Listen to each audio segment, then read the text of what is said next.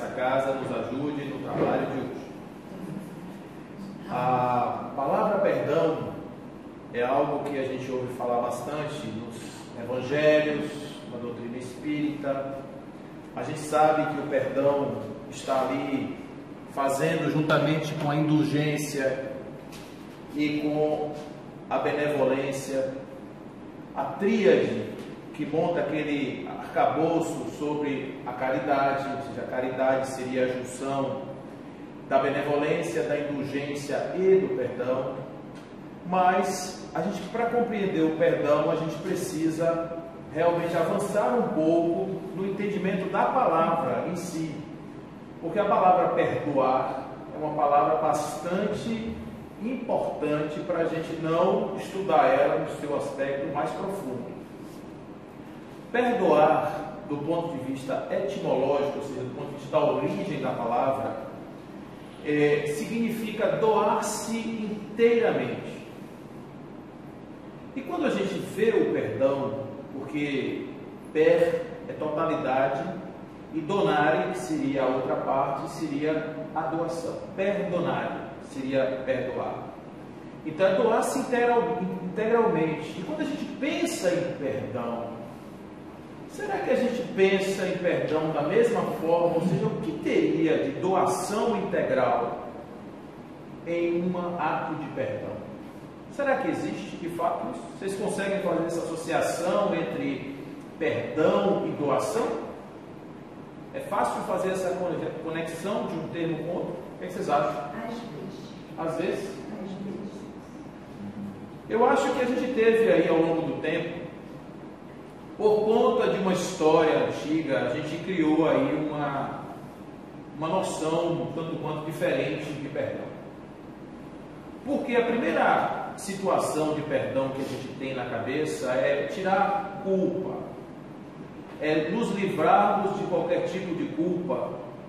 E nós, como seres humanos, sabemos muito bem o que significa culpa por dois motivos. Primeiro, porque quando a gente já nasce devendo, principalmente aqueles que são mais ligados ao cristianismo, às tradições judaico-cristãs. Nós nascemos devendo. Então não é devendo um carneiro, que a gente morre devendo, isso a gente sabe.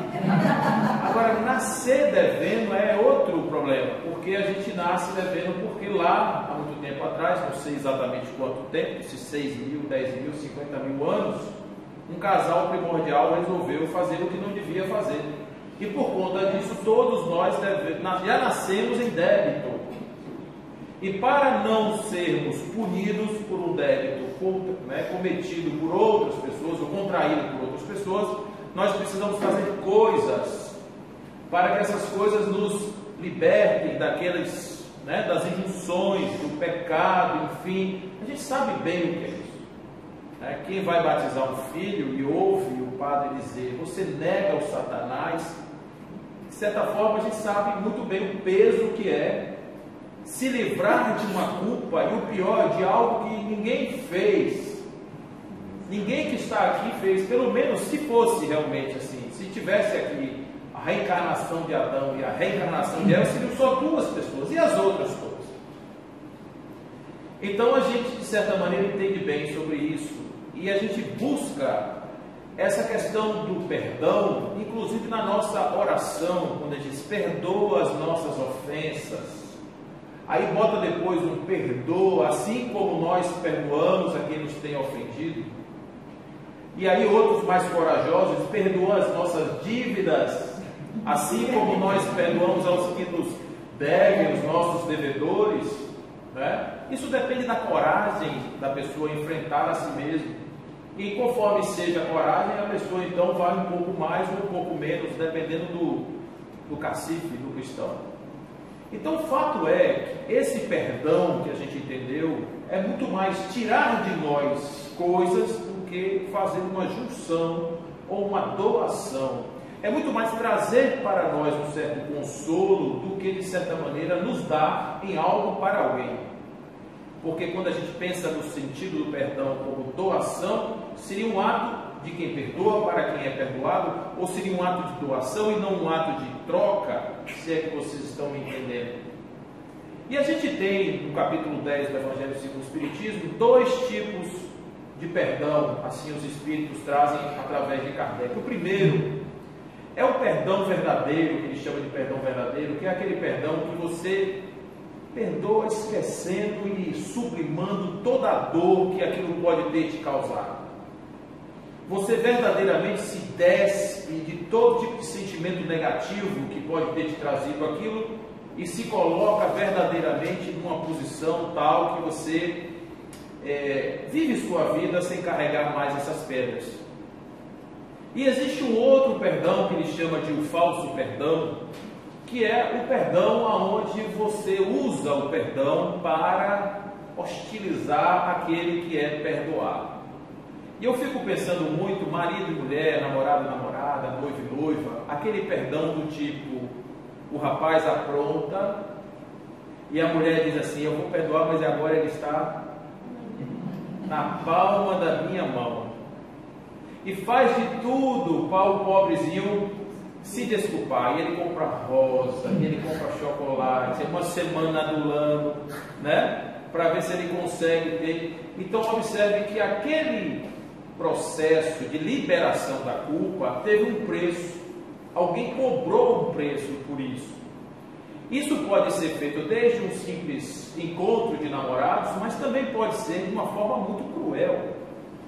Então a gente vai encontrar no Evangelho, por exemplo, situações desse tipo, e uma situação muito interessante em relação ao perdão, que é aquela passagem onde o homem devia 100 dinheiros, eu vou usar esse dinheiro porque lá era um dinheiro, aqui é outro, para não confundir, 100 dinheiros. Devia 100 dinheiros a um homem muito rico, e o homem muito rico disse a ele, você vai me pagar os 100 dinheiros. Mas eu não tenho 100 dinheiros para te pagar. Disse, então eu vou vender sua casa, vou vender seus filhos, vou vender sua mulher, vou fazer aí uma rifa da sua família para poder pagar o meu débito, para poder ressarcir-me do dinheiro que você me deve. Então ele entrou em desespero, se ajoelhou nos pés do homem, e o homem disse, tá bom, ao invés de você me pagar 100, você me pague 5 e vai embora, porque realmente eu tive pena de você. E o homem sai, e quando chega lá na frente, tem um outro que devia a ele 5 dinheiros, muito menos do que era o outro. E ele então, ao invés de usar da mesma situação, do mesmo comportamento, ele voou no pescoço daquele que, e pague meu dinheiro, e virou o cara de cabeça para baixo para cair até as moedas. E aí o povo soube, foi lá e contou para o que tinha perdoado ele, mandou catar de novo e disse, agora você vai pagar. Porque eu lhe perdoei e você não perdoou o outro que lhe devia muito menos. Então esse tipo de situação está no Evangelho e o perdão aparece lá de muitas formas. De muitas formas. Uma das formas mais bonitas do perdão que acontece lá é quando aquela mulher estava tendo um jantar na casa de Simão, o fariseu. Quando entra naquela casa ali, uma mulher que estava numa situação muito, ela estava numa situação muito desequilibrada para o padrão deles lá. Ela queria desesperadamente encontrar-se com Jesus. E vai até o encontro de Jesus e o povo fechando porta, não queria deixar ela entrar e tal, e ele entra lá.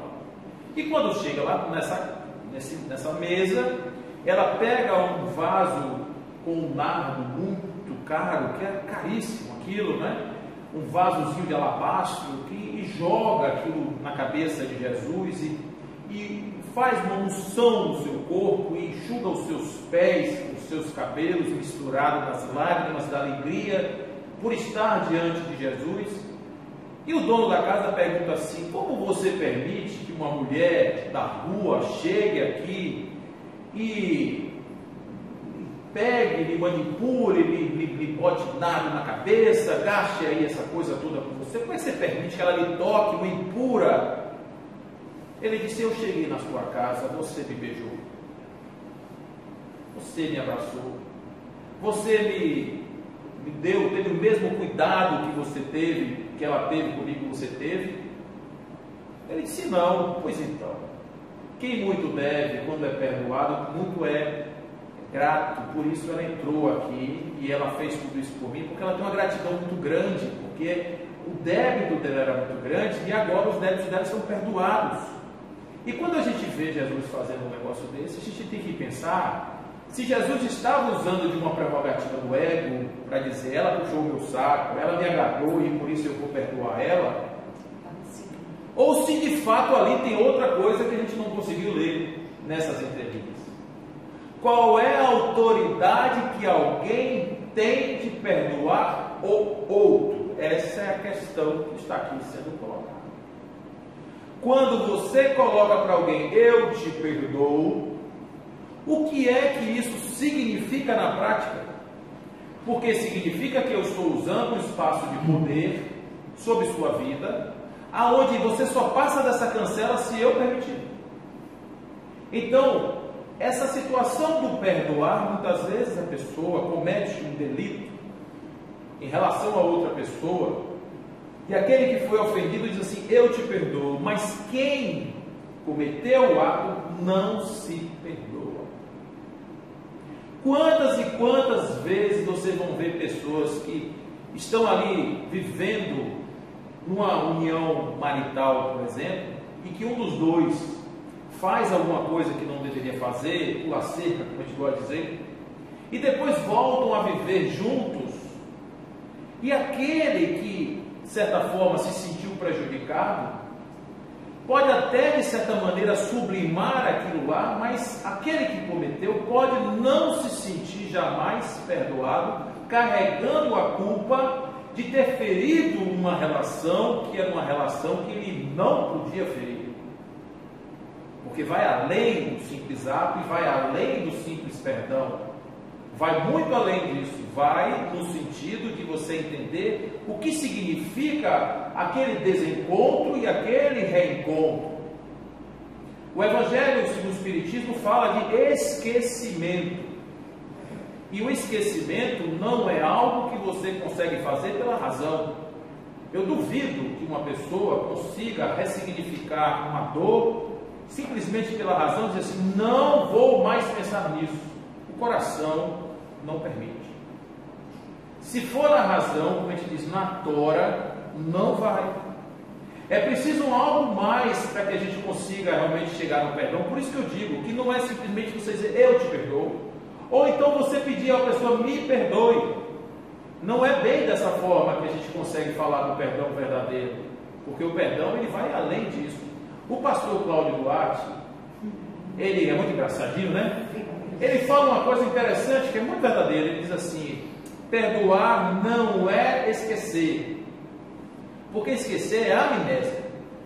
Perdoar é se lembrar sem sofrer. É você ter contato com aquilo que te magoou, sem que aquilo promova em você as feridas ou as dores que aquilo, de certa forma, iria te provocar. Então, é importante a gente pensar que nós estamos falando aqui de um processo de comunhão, de um processo de integração, de um processo, né, de junção de situações, aonde a gente vê falar muito do perdão, a gente tem que entender muito bem o que é isso. Então, o perdão como doação significa um processo de integração. Então, deixa eu ver se eu entendo como é que o perdão pode estar junto com a indulgência, por exemplo. O que é a indulgência? A indulgência significa você separar o ato do ator. É uma espécie de perdão. Porque quando alguém comete um crime, por exemplo, você diz, fulano é um criminoso. Quando você pega alguém fazendo alguma coisa, você diz, fulano é um adúltero, fulano é bota logo o nome. A pessoa deixa de ser o fulano e passa a ter o nome do ato que praticou. Então você mistura o ato e o ator. Ou seja, o ator, ele passa a ter o nome do ato que ele praticou, juntou tudo. E o que a indulgência diz? São duas coisas separadas. Uma coisa é o ator e a outra coisa é o ato. O ato é punível, o ato é passível de punição. Por quê? Porque aquele ato está em desacordo, em desalinho com as leis da sociedade que regem aqueles comportamentos. Mas a pessoa que cometeu aquele ato, não. Porque aquela pessoa que perdeu, que cometeu aquele ato, ele é um filho de Deus, tanto quanto eu. Ele é uma pessoa que é um espírito que está num processo evolutivo e que naquele momento ele passa pela síndrome da ignorância. A palavra ignorância significa dizer não saber. Não é rudeza, não é uma pessoa ignorante, uma pessoa... Não, é uma pessoa que não sabe. Eu, por exemplo, sou ignorante em quase tudo. Então o que acontece? Quando a gente ignora uma coisa, a palavra ignorar, olha aí, ignorar é quando você faz de conta que não existe. Então o que aquela pessoa ignora? Ele ignora que ele é espírito, que o outro também é. Ele ignora que ele tem potências na alma, que ele pode transformar a vida dele. Ele ignora que ele pode ter a capacidade de dizer não às coisas da vida. Meu pai era um alcoólatra, minha mãe era uma prostituta, eu vivi dentro de uma casa muito complicada, eu apanhei muito, tal, está tudo ruim para ele, péssima a situação dele, mas ele ainda pode dizer não. Ele tem um livre-arbítrio. É difícil dizer não? É muito difícil no caso dele. Qualquer um de nós que estivesse no lugar dele, talvez estivesse na mesma posição que ele está. É difícil fazer isso, mas ele tem essa prerrogativa. Então o que acontece? Quando nós estamos fazendo nossas provas, passando por nossas provas, quantos erros nós cometemos na nossa vida? Quantos? Quantos pequenos deslizes nós cometemos todos os dias? E olha, gente, a gente tem uma mania de sublimar nossos erros. Sabe como? A gente ressignifica nossos erros rapidamente. Então, quando alguém está tratando mal o outro não presta, aquilo ali não sei, tal, e aí você justifica a sua atitude perante aquela pessoa. Quando a pessoa é miserável, né, se atravessar a piscina com um negócio de sorrisal na mão, sai do outro lado com o comprimido inteiro, quando a pessoa é assim, mão de vaca, como é que diz, a pessoa diz, não, eu só sou controlado, eu só estou fazendo o controle, eu não sou usurário, não, eu só estou fazendo o controle. Então, a gente ressignifica muito as nossas coisas, mas são delitos terríveis, do ponto de vista da nossa proposta evolutiva, do ponto de vista daquilo que a gente se propôs a fazer. Então imagine o seguinte, você sabe que você é espírito, você sabe que você é potência divina, você sabe que você é todo amor e justiça, você sabe que você tem as mesmas qualidades de um Deus, vamos dizer assim. Mas por que você não vive assim? Porque você não consegue viver. Por que você não consegue viver? Porque você ainda é ignorante de muitas coisas que podem fazer com que você viva assim.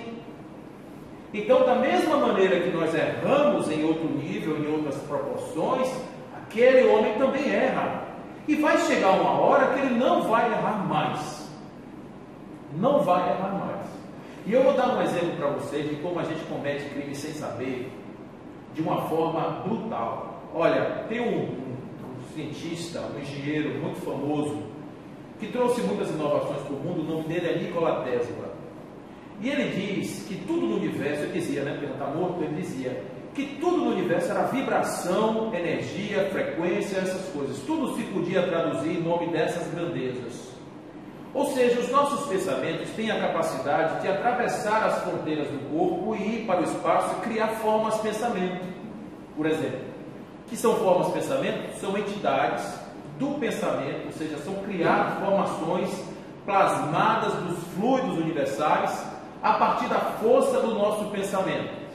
Quando nós pensamos no mal, essas vibrações são terríveis, ficam assim, em volta de nós, aquelas sombras do nosso pensamento, resquícios do nosso pensamento, e que vão formar no conjunto das nossas mentes um umbral.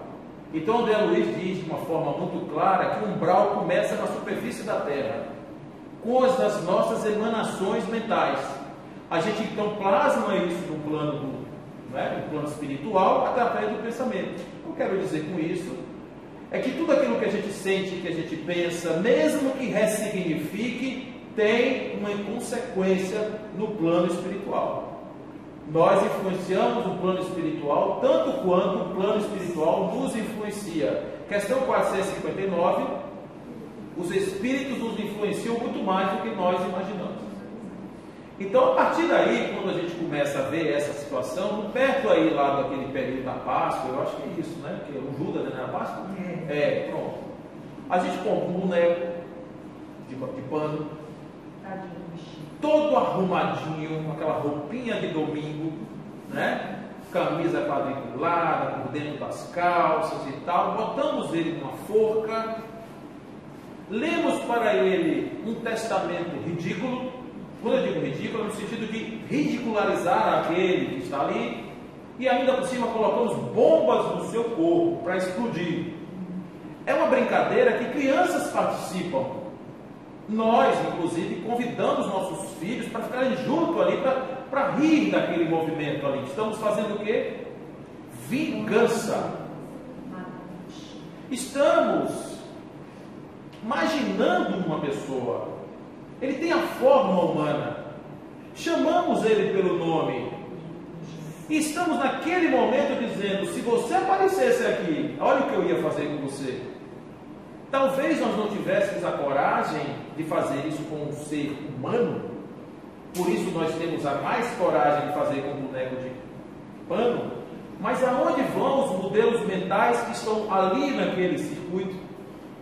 Então, se em 2000 anos nós não tivemos a capacidade de perdoar Judas, você imagina numa vida curta, de alguns poucos anos, como é que nós vamos ter a capacidade de nos perdoar uns aos outros por delitos muito menores do que ter sido responsável pela morte de Jesus?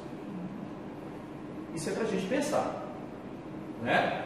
Que quando a gente fica se colocando diante da posição do perdão, esse perdão do escândalo, das sensações, a gente tem que ver até que ponto nós somos capazes de fato de perdoar, esquecer ou lembrar sem sofrer. E é essa máxima que nos traz aqui enquanto seres espirituais. Por isso, quando a gente está falando da indulgência, da separação do ato e do ator, é o seguinte: o criminoso, se é que podemos chamar assim, ele vai ser punido pela justiça. Ele vai ficar lá na justiça durante 150 anos preso, isolado da sociedade. Isso é uma coisa. Agora, outra coisa é eu querer que ele fique no lugar que tenha 50 graus de temperatura, que ele fique lá com 35 pessoas no lugar que cabe 6, que ele não tenha a menor condição de higiene, que ele não tenha o menor interesse no seu desenvolvimento psicológico, emocional, espiritual. Essas masmorras que nós estamos colocando, olha gente, eu não estou falando de discurso aqui político não, eu estou falando de doutrina espírita. Muitas vezes a gente passa pelos infortúnios diante dessas circunstâncias. Eu estou no mundo e sujeito a todas as coisas do mundo, posso inclusive encontrar com um irmão desse um dia e ele me fazia um mal terrível, mas o que eu estou falando aqui é que eu não posso trazer a doutrina espírita sem explicar que ela apresenta isso para a gente com muita naturalidade. E ela não tem partido político, ela é um discurso de realidade. Você prenda a pessoa, mas bote no lugar que ele tenha dignidade, que ele possa ser melhorado, que ele possa ser resgatado, que ele possa ser orientado para sair da ignorância. Então, no livro Memórias de um Suicida, lá existe a torre. A torre é um lugar que ficam alguns daqueles mais difíceis. E lá tem a figura de um homem que ele está mais de 40 anos na época na torre, porque ele era um obsessor terrível. Ele fazia mal a muita gente. Então, como é que era o tratamento dessa pessoa? Todos os dias, durante 40 anos, ia lá um evangelizador e conversava com ele sobre aspectos evangélicos, aspectos de procedimento, de norma, de conduta, de pensamento, de coração, de emoção. Apresentava dessa maneira. E essa pessoa, então, ela ia amolecendo, como diz a carne, né? Você vai, quem cozinha aqui sabe como é que é o processo, vai batendo, vai dando aquela pancadinha, até a hora que a carne vai amolecendo, e aquele coração vai se abrindo, porque, como se diz aí, né? A alma humana é uma fortaleza inexpugnável que só abre pelo lado de dentro. Então você tem que ficar jogando bilhetinhos lá dentro, em cima do muro, até que a hora que o dono lê aquele bilhetinho, se sensibilize e abre as portas para você. 40 anos.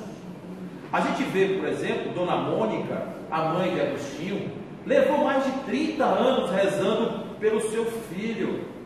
Agostinho era um terror. Agostinho, que foi um dos maiores teólogos da igreja, ele era um homem muito difícil, porque ele gostava do reggae, né? Ele gostava, imagine, gente, você morar, você é jovem, né? Vocês aí que são jovens, você morar numa Roma no século II, no século III, vocês acham que Salvador tem festa? Roma era Salvador multiplicado à quinta potência, porque era o dia inteiro, todos os dias, o povo não tinha o que fazer. O que fazer? Vivia ali às custas do couro, dinheirinho, não sei o quê. Vinho, festa, orgias, tudo o tempo todo. E Agostinho nesse bar. E Dona Mônica rezava por ele. Ele era muito inteligente, lia tudo, futucava tudo. Um dia o bilhetinho caiu. Quando ele abriu, ele se tocou, aí o coração não se abriu, se arregaçou, como diz o outro, para o Evangelho. Então, quando a gente está falando sobre isso, quando a gente está falando sobre essas transformações, o perdão, ele não é para que a gente, de certa forma, fique assim, olha como eu sou bom, eu perdoo. Não!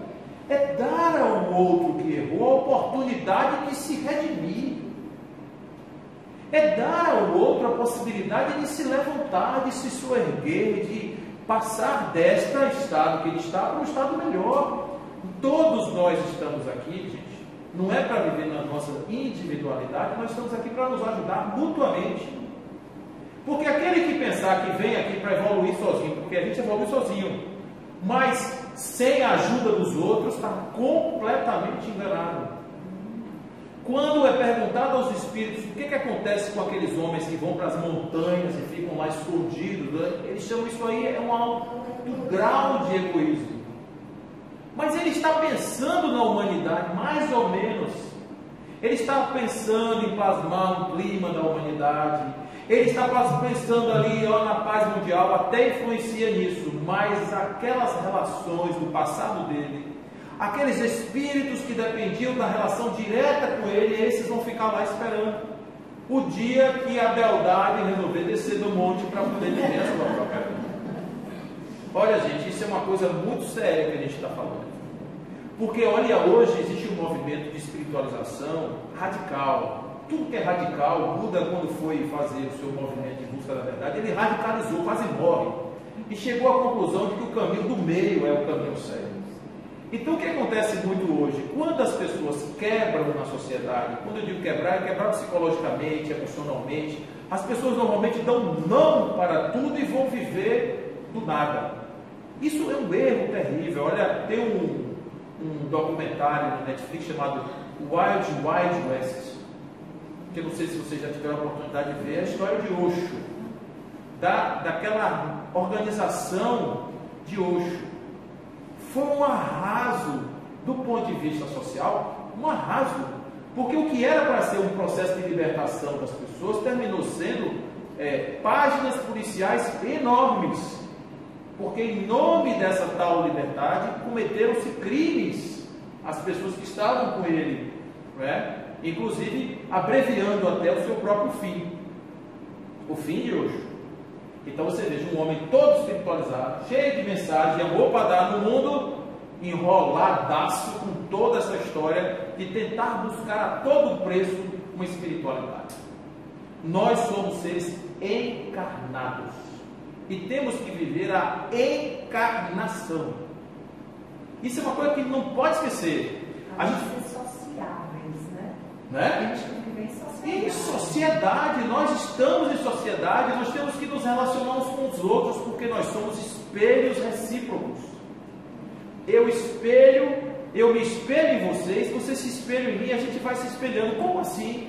Nas nossas anfractuosidades, que são como espelhos, eu vou moldando e shapeando o meu ser em função daquilo que eu pratico e cometo, os meus erros, as dores. Tudo isso vai me dando um feedback para que eu possa ajustar o meu modo de ser a um ser melhor, a alguém melhor do que eu devo ser. É por isso que a gente precisa viver em sociedade. É por isso que a gente precisa viver uns com os outros. Então, se eu chegasse hoje e me escondesse embaixo de um pessegueiro para encontrar a iluminação, eu abandonaria 2 filhos, uma mulher, uma casa, uma empresa, várias pessoas que dependem de mim, toda uma coletividade que hoje, de certa forma, em nome de um egoísmo meu de estar buscando eu cosquinhas espirituais que eu vou sentir depois que eu morrer. Isso aí eu não tenho dúvida, porque depois que eu morrer eu vou ter tempo demais para ficar na nuvem lá, tocando arco e pensando em espírito. Agora eu tenho que pagar a conta de luz, agora eu preciso resolver os meus problemas, eu preciso resolver os problemas do meu corpo, os meus problemas emocionais, eu preciso resolver as minhas questões que eu trouxe agora. E como é que eu vou agora, que eu já tenho tanto problema, começar ainda a juntar pedras de coisas que eu não trouxe para cá? Essa é outra coisa extremamente importante da gente também considerar, porque nós, para estarmos numa condição de não perdão ou de não perdoar, significa dizer que eu estou criando com aquelas pessoas com as quais eu me relacionei e que eu não perdoei, vínculos emocionais negativos que vão representar para mim pedras que eu precisarei carregar, se não agora, depois. Engraçado que eu conversando com uma moça outro dia, ela me falando sobre a relação dela com os filhos e tal, que estava muito difícil, e ela disse para mim assim, que disseram para ela que era coisa de outra vida, e eu fiquei só olhando para ela assim, né, esperando o resto da história, e ela começou a me contar essa vida. Gente, essa vida tem um atlas completo de motivos para não ter boas relações, desde o dia que as crianças nasceram até hoje, erros sucessivos praticados por todos. Como é que não vai dar confusão? Dá confusão. Mas nós não viemos aqui para criar confusão, nós viemos aqui para resolver os conflitos. Se a gente ainda criar mais, só vai ficar mais difícil nossa caminhada. Por isso, quando eu digo que a gente precisa olhar o outro pela perspectiva da indulgência, é porque nós também cometemos erros muito graves. Se nós não temos ainda a coragem de matar pessoas, se nós não temos mais a coragem de assaltar bancos, nós temos a coragem, por exemplo, de abandonar pessoas. Nós temos a coragem, por exemplo, de virar as costas para as coisas que estão na nossa vida. Nós temos a coragem de abandonar pessoas pelo caminho. E muitas vezes isso acontece com filhos. Mães que parem filhos e abandonam seus filhos no conforto das suas casas, no conforto da casa dos avós ali, para ficar, para ir curtir a vida. Este preço será cobrado nesta vida, pode ter certeza. Então isso tudo é ignorância, porque se a gente soubesse o que significa ser humano, agora veja só, viver a essência da carne, mas sem perder a essência do espírito. Aí é que está a diferença, não é viver espírito encarnado, é viver encarnado sabendo que é um espírito imortal. Aí muda tudo, porque aí os valores com os quais você enfrenta a sua vida de encarnado, eles se transformam, eles se modificam. Por que que eu vou perdoar? Porque eu sei que ele também é um espírito imortal. Por que que eu vou perdoar? Porque eu sei que ali, uma vez trabalhado aquele espírito, ele será perfeito como perfeito é o Pai Celestial. E por que que eu vou perdoar? Porque na próxima existência, onde nós estivermos juntos, serei eu caído e será ele que vai me levantar. A gente tem umas historinhas que contam essa passagem. Tem uma muito interessante, que é a do leão, que vocês já viram, que é aquele leão que fere a pata com um espinho, né? E aí a pessoa vai e tira ali o espinho, e aí o leão diz assim: eu sou seu pro resto da vida, né? Você será, enfim, sou seu escravo. E tem uma história interessante com Paulo de Tarso, mas o de verdade. Paulo de Tarso, ele se encontrou com um leão no meio da estrada, e aí o leão falou com ele, em voz humana, pediu a ele ajuda. Óbvio que isso é um mito, viu? Eu só estou contando aqui para vocês não ficarem achando que eu estou contando uma história de verdade. Então o leão falou com palavras, pediu para acabar com essa vida de leonice, que ele não queria mais ser leonino, ele queria agora ser taurino, ele queria agora ser mais tranquilo, ele queria ser mais, mais zen, etc. E aí Paulo batizou o leão, e o leão se converteu. Olha que coisa interessante. Belo dia, Paulo está numa arena para ser devorado pelos leões, e quem está na arena? O leão cristão. Então, o leão cristão, quando viu Paulo, disse: esse aí eu não vou comer não, porque ele é o meu confessor. Então, meio que deu uma aliviada para Paulo. E aí caiu uma chuva de pedras, matou os outros leões, ficou esse, e alguns humanos também, e Paulo deu no pé com o leão e cada um seguiu sua vida. Então essas histórias, que são histórias, obviamente, histórias bem fantasiosas, elas mostram que os nossos compromissos com aquele que é perdoado nunca se esquece. Então o Evangelho vai trazer passagens do tipo assim: quando você vier deixar a sua oferta aqui no altar, se lembrando que você tem alguma coisa contra alguém, ou alguém tem alguma coisa contra você, vá lá se redimir com seu irmão. E depois você volta para dar sua oferta. Não vem para cá me enganar, não, porque eu sei que você está devendo lá no banco da vida.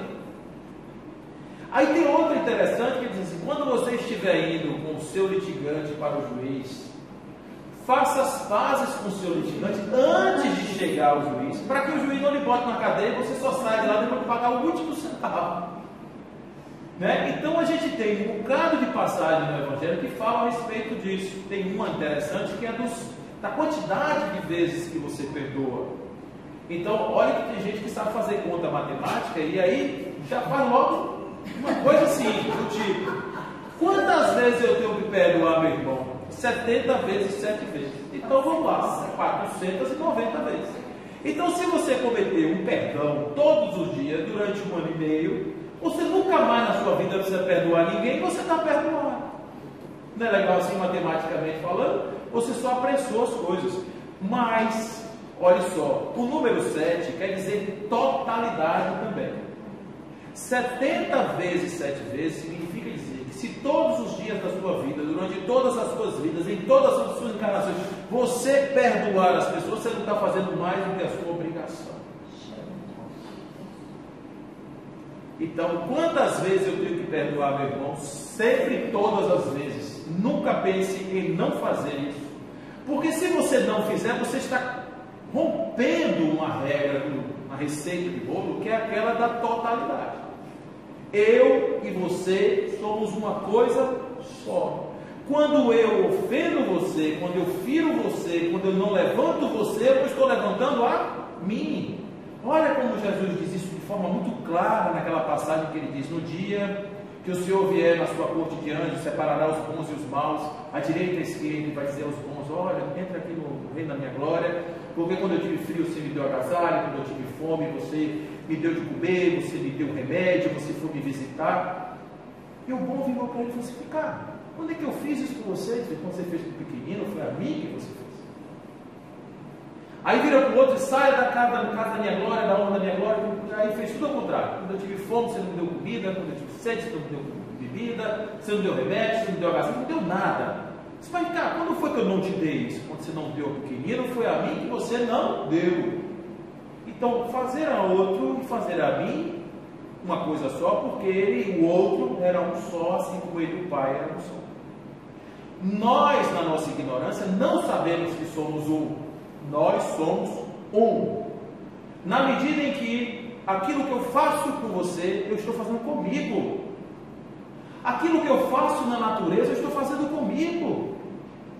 Aquilo que eu faço comigo, eu estou fazendo com toda a humanidade. Quando eu me destruo, quando eu mato o meu corpo, quando eu destruo a minha vida, quando eu me coloco em pensamentos negativos, eu estou contribuindo negativamente com o universo. E isso faz parte da ciência que nos foi entregue pelos Espíritos, para que a gente possa ressignificar essa vida e vivermos de uma forma melhor, e vivermos de uma forma mais tranquila, de uma forma mais pacífica, mais ordeira, mais, enfim, vivemos melhor. Porque se você simplesmente não sentir aquela dor, gente, a raiva é algo muito ruim. Tem um amigo que diz assim: a raiva é um copo de veneno que você bebe querendo que o outro morra. Porque só você se sente mal. Você fica com o seu estômago doendo, com o peito apertado, fica a respiração ofegante, tudo ruim no seu corpo, trazendo doença, trazendo uma série de coisas. Em nome de que criatura de Deus? Ah, porque ele me chamou de feio. Tá bom, eu sou feio, e daí? Ah, ele me chamou de burro. Tá bom, eu não sou burro, e daí? O que eu posso fazer? Ele acha, eu não acho. Acabou, estamos resolvidos. Ser feliz assim, eu também sou. Então, na hora que a gente se despe dessa obrigação de ter que reagir ao mundo de forma agressiva, a gente começa a perdoar as pessoas de forma mais leve. E eu vou contar para vocês uma história recente que aconteceu comigo, eu estou contando isso para vocês. Eu estava com o Denis, né, fazendo um trabalho lá no Oeste, e aí, quando eu voltei, eu peguei um ônibus e vim de noite, chegou, parou ali em Potirama, aí o ônibus abriu, o motorista disse, vamos jantar. Estava dormindo, acordei, falei, vou descer, tomar um cafezinho e volto para continuar dormindo. Minha mochila estava aqui em cima do bagageiro, eu peguei minha carteira, desci, foi o tempo de eu tomar um cafezinho e voltar. Quando eu peguei minha mochila estava leve. Aí eu abri, cadê meu notebook? Cadê a minha vida? Porque ali estava tudo meu. Aí, como só Jesus salva, eu me salvei. Só Jesus salva. Então o que aconteceu? Eu não tinha nada nas nuvens. A única coisa que eu tinha nas nuvens, Papai do Céu e a minha fé. Resultado, eu cheguei de noite, quando começava a pensar no que eu tinha perdido, ou que eu podia ter perdido, meu sono passava na hora. Aí eu disse, não vou pensar nisso agora, eu vou dormir, porque eu estou aqui para dormir, vou dormir. Aí voltar a dormir. Olha que o exercício a noite toda, já não é fácil você dormir no ônibus, balançando estrada, essas coisas, ainda mais com essas coisas. No outro dia de manhã, eu vou na rodoviária abrir minha mala para saber se o notebook está dentro da mala. Aí a mulher falou, você está procurando alguma coisa? Eu disse, estou procurando. Ontem na hora que parou em tal lugar, assim, entrou um rapaz, pegou a mochila que estava lá em cima, tirou uma coisa de dentro e botou de novo no lugar. Ou seja, o cara roubou meu notebook, furtou meu notebook, furtou 3 anos de trabalho, furtou um curso de pós-graduação inteiro, que eu estou entregando agora 20 e tantos artigos para poder finalizar um curso, não é? Que eu vou ter que fazer de novo, são mais de 2 mil. Isso não, mais de 2.000 páginas que eu vou ter que ler para retomar. Enfim, gente, coisa horrorosa. Para mim, não é? Uma coisa horrorosa. Minha agenda de palestras até dezembro de 2018, bastante palestras. Então, eu fiquei numa situação bastante complicada. Mas eu tomei uma decisão, e que foi a melhor coisa que eu fiz na vida. Eu tomei a decisão de não sentir raiva dessa pessoa. Eu disse assim, ele só vai me dar um prejuízo, vai levar meu notebook. O segundo prejuízo só depende de mim. O primeiro não dependia de mim. É um pensamento estoico isso. O estoico dizia isso. Você se preocupe com o que depende de você. O que não depende de você, você não se preocupa. Então, como esse dependia de mim, eu tomei a decisão de não sentir raiva dele. Gente, que coisa maravilhosa. Eu não senti nada, nem um custupio, nada, zero. E para mim foi maravilhoso, que eu podia até hoje aqui, xingando, reclamando. Tomei minhas providências, está aí, tá, indulgente. Tomei minhas providências, fui lá, buguei e tal, essas coisas. O que vai acontecer? Não faço a menor ideia, mas na minha cabeça, esse meu companheiro, eu espero sinceramente que ele abra meu notebook. Porque ele vai ter muito material para estudar. 3 anos de palestra, gente, gravada lá em filme, já editado, para ele pegar ali, ó, né? Mais um monte de coisa que tem lá, de textos que eu escrevi, tem um exercício de psicografia aí que foi feito no passado, uns 4 anos atrás, aí, que tem textos muito bacanas. Então, olha, gente, realmente eu espero que ele abra o notebook, porque para mim, essa história acabou. E a gente pode fazer isso com todas as coisas da nossa vida. Eu tenho situações muito mais graves que isso aconteceu e eu fiz exatamente a mesma coisa. As pessoas que me traíram, a situação que aconteceu na minha vida, que foram muito difíceis para mim naquele momento e depois subiu, desapareceu e eu não carrego nada disso na minha vida. Nada, absolutamente. E esse é o grande convite que a doutrina espírita faz para a gente. Ressignificar as nossas perdas, para que quando a gente colocar para esse irmão de que nós estamos perdoando, a gente faça muito mais do que balbuciar palavras. E tem uma poesia que eu gosto muito, que fala que perdoar é muito mais do que estender as mãos e dizer eu te perdoo, meu irmão. Usar a voz é fácil, apertar a mão também. O difícil é enganar o coração. Mas se o coração perdoa, é fácil perceber, pois o coração é cúmplice do olhar. Perdão que sai do coração é joia rara de encontrar, está na felicidade de um olhar. Isso é bonito. E está musicado, olha que legal.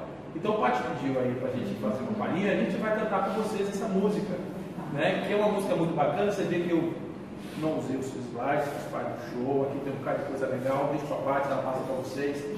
Eu vou só mostrar aqui, isso aqui é a questão do ira, medo, amor e dever, que a gente carrega dentro da gente, essas 4 potências da alma, né? Ira e medo são primas, por isso a gente sente raiva, porque isso aqui move a gente. O medo desperta a ação da ira. Eu só tenho ira porque tenho medo, mas tenho aqui o amor como um sentimento de neutralização e de equalização das pessoas. A história de quando a gente for falar do outro, a gente tem que pensar que a gente também carrega o mal em nós.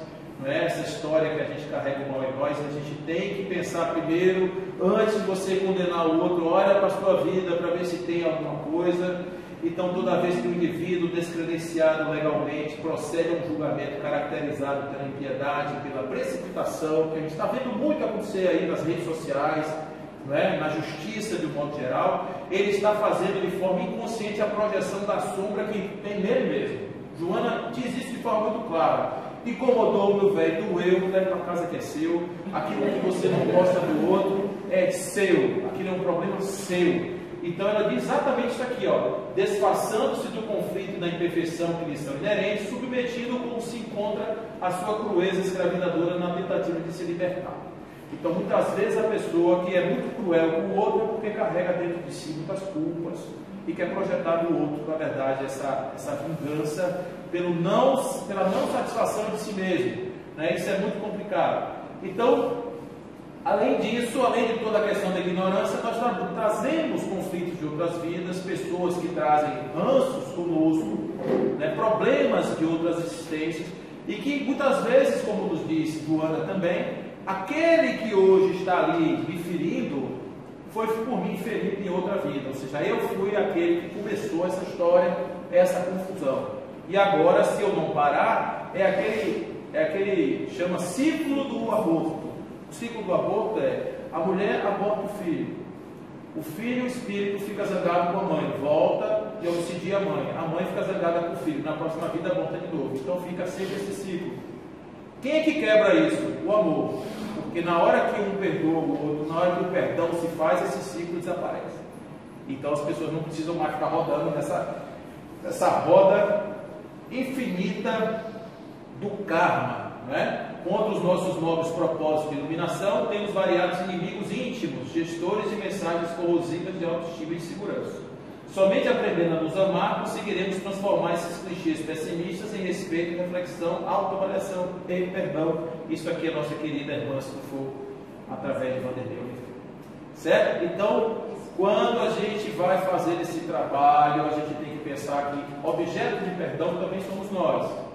Porque nós não somos perfeitos e muitas vezes quando a gente se olha no espelho e a gente vai fazer aquele julgamento, e normalmente nós somos muito criteriosos conosco mesmo, então a gente precisa amorosamente, a gente precisa se perdoar, porque se a gente não se perdoar, a gente não consegue ser quem a gente é, a gente vai querer ser uma imagem, uma projeção do que a gente deveria ser e consequentemente a gente sofre bastante.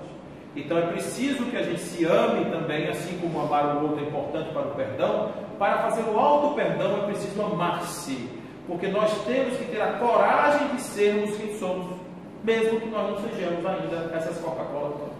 Mesmo que a gente não seja essas belezas todas, a gente tem que se perdoar, a gente tem que entender que nós estamos em um processo evolutivo e de que amanhã eu vou ser melhor do que hoje, e para isso eu estou me esforçando, porque o verdadeiro espírita, ele é reconhecido pela tendência e pelo seu esforço de domar as suas más inclinações.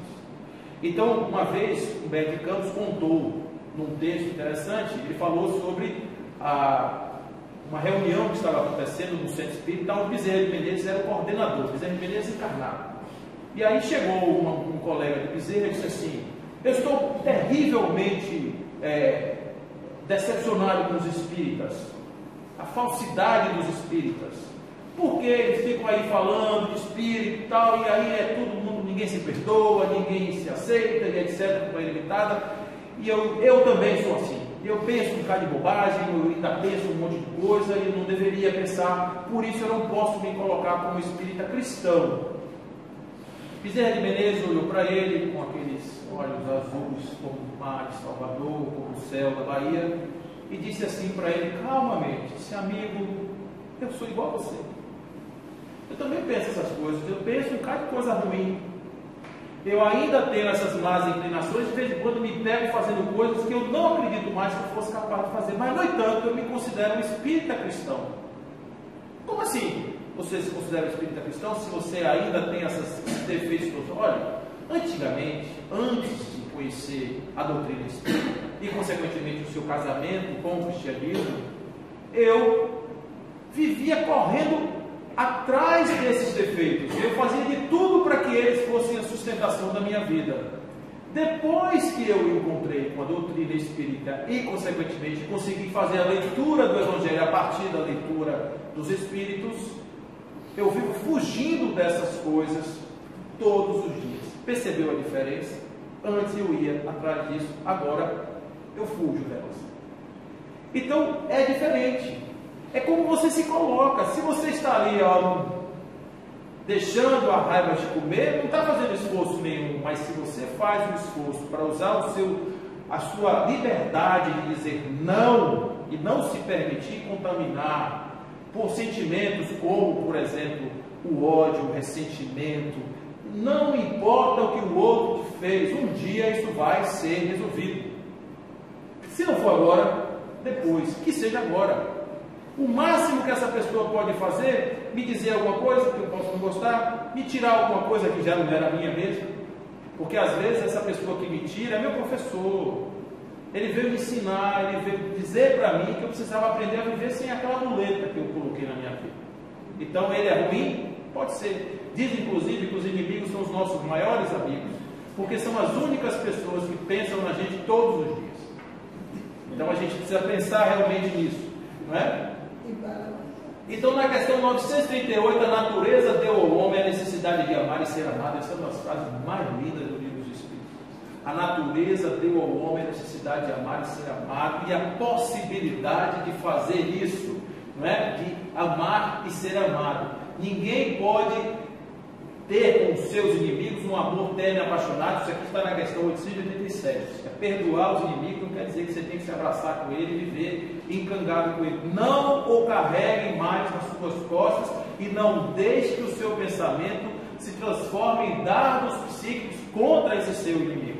Se desvincule emocionalmente daquela relação e, consequentemente, você pode caminhar junto com aquela pessoa e até, quem sabe, ter com ele laços fortes de amor. Muitas histórias lindas que são contadas pelos Espíritos de pessoas que se encontraram a partir do perdão. A gente não vai ter oportunidade de falar sobre isso, mas depois a gente comenta sobre essa questão em outra oportunidade. Na questão 886, a palavra caridade, como eu falei para vocês, benevolência. Olhe como os espíritos são inteligentes. Benevolência não é fazer o bem. Benevolência é querer fazer o bem. Olha que coisa. Ele diz assim, ó, fazer a caridade você primeiro tem que querer. Porque você pode fazer sem querer. Não tem gente que faz sem querer? Faz para aparecer, faz para ganhar crédito, bônus hora. Não é? Faz na cadeiretinha lá no céu para ir lá, chegar na colônia, apresentar uma caderneta de favores realizados na espiritualidade. Então ele diz aqui, ó, é querer fazer o bem, né? Indulgência para com as imperfeições dos outros e perdões das ofensas. Feliz, pois, daquele que pode todas as noites adormecer dizendo, não tenho nada contra meu próximo. Meu próximo pode até ter algumas coisas contra mim, é natural acontecer isso. Agora eu não tenho mais nada com ninguém. Eu me liberto dessas coisas e isso é libertador. Então, olha só o que está aqui no Evangelho segundo o Espiritismo. Quem fala isso é Paulo, o de verdade. Ele diz assim: quantos dizem perdoo e acrescentam, mas eu jamais quero te ver de novo. Eu te perdoo, mas não apareça mais na minha frente. É esse o perdão segundo o Evangelho? Não. O verdadeiro perdão, o perdão cristão, é aquele que lança um véu sobre o passado. O esquecimento completo e absoluto das ofensas é próprio das grandes almas. O rancor é sempre um sinal de baixeza e inferioridade. Não se esqueçam que o verdadeiro perdão se reconhece pelos atos, muito mais do que pelas palavras. O verdadeiro perdão, ele não está na boca, mas ele está no coração.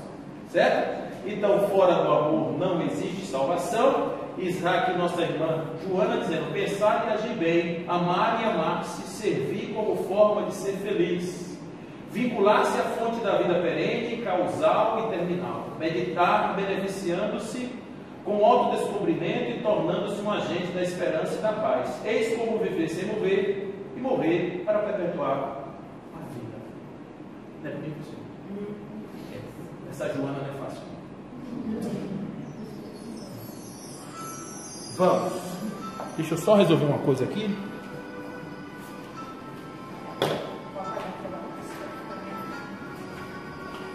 Agora você está fazendo um retrato, tá? Tô fazendo. Dá para enxergar aí, não? Dá. Claro que não. Agora dá. É o carro?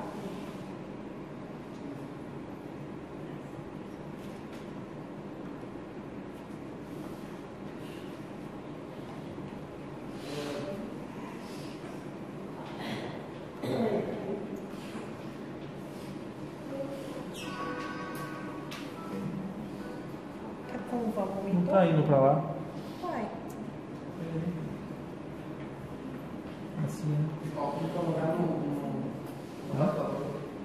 Está no adaptador. Não, mas aí eu tenho que mudar para lá. Bote ali no projetor. Bote ali no projetor, por favor. No projetor, não, aí não. Aqui mesmo. Deixa eu ver aqui. Então tem que mudar aqui. Peraí. Deixa eu mudar aqui. Ele está reconhecendo apenas o... É. Vou mudar aqui. É bom que eu vou aprendendo. Perfeito. Nunca nem soube que tinha ali um lugarzinho. Não sabia.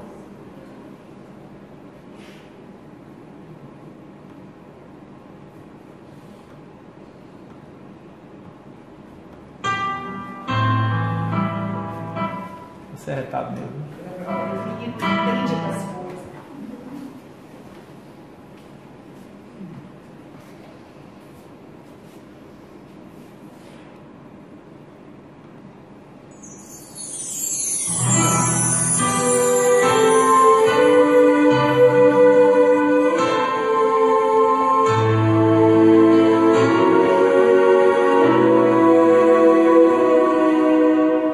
Perdoar é muito mais do que estender as mãos e dizer: eu te perdoo, meu irmão. Usar a voz é fácil, apertar a mão também. O difícil é enganar o coração.